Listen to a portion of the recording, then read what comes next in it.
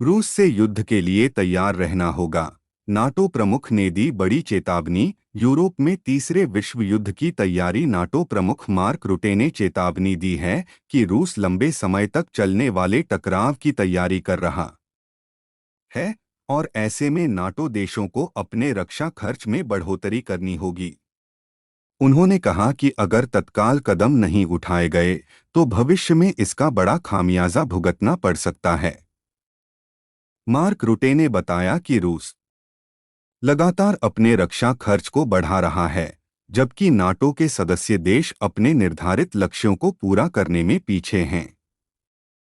उन्होंने नाटो देशों को युद्धकालीन मानसिकता अपनाने की सलाह देते हुए कहा कि गठबंधन के सदस्य भविष्य में रूस के साथ संभावित संघर्ष की गंभीरता को समझते हुए पर्याप्त तैयारी नहीं कर रहे हैं।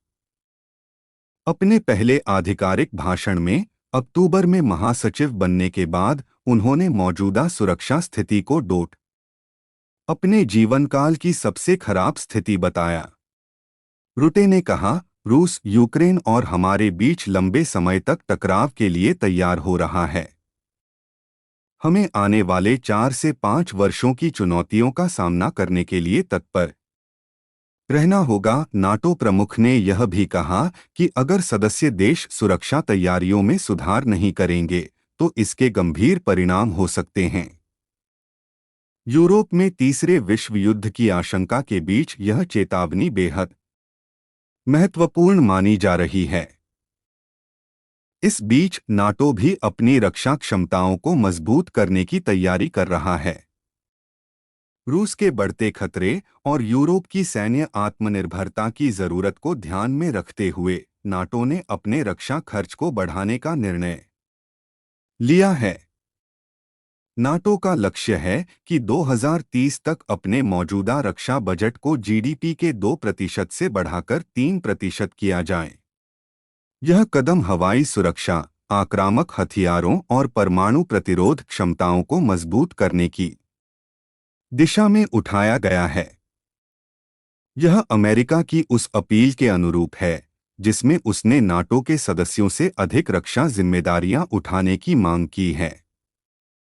दूसरी ओर रूस का आक्रामक रवैया विश्व युद्ध जैसे बड़े संघर्ष की आशंका को बढ़ा रहा है, जिससे वैश्विक स्थिरता को खतरा पैदा हो सकता है।